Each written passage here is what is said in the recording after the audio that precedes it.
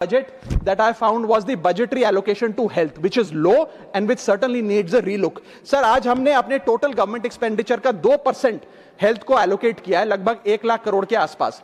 National health policy 2017 बताती है sir, और सरकार का ये अपना ऑब्जेक्टिव रहा है, गोल रहा है, that spending on public health should be 2.5% of GDP.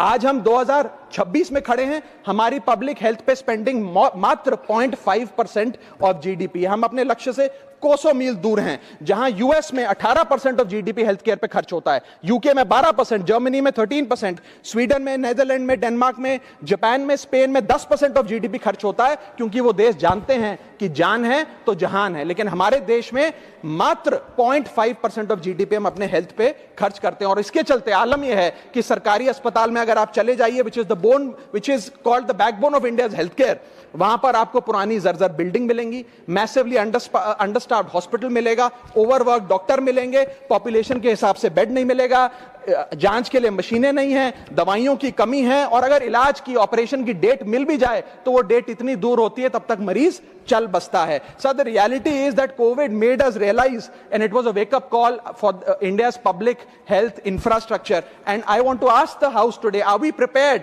God forbid, if there were to be another pandemic or another big sort of raging pandemic in this country? And the answer to that is no. और private अस्पतालों की sir हालात ये हैं कि अगर आज आपको प्राइवेट अस्पताल में इलाज करना पड़े तो आपको लोन लेना पड़ता है, अपने घर के गहने, अपना रियल एस्टेट एसेट बेचकर पता नहीं कितने हजारों लाखों लोग हर साल भारत में गरीबी रेखा के नीचे चले जाते हैं, क्योंकि उन्हें एक हेल्थ इमरजेंसी के चलते प्राइवेट अस्पताल में इलाज कराना पड़ता है। सर, जैसे वन नेशन वन इलेक्शन इस देश में लागू किया जा रहा है, वन नेशन वन टैक्स की ओर हम बढ़ रहे हैं, वैसे ही one nation one medical treatment की ओर बढ़ना चाहिए। सबको नंबर 1 मेडिकल ट्रीटमेंट देश में मिले।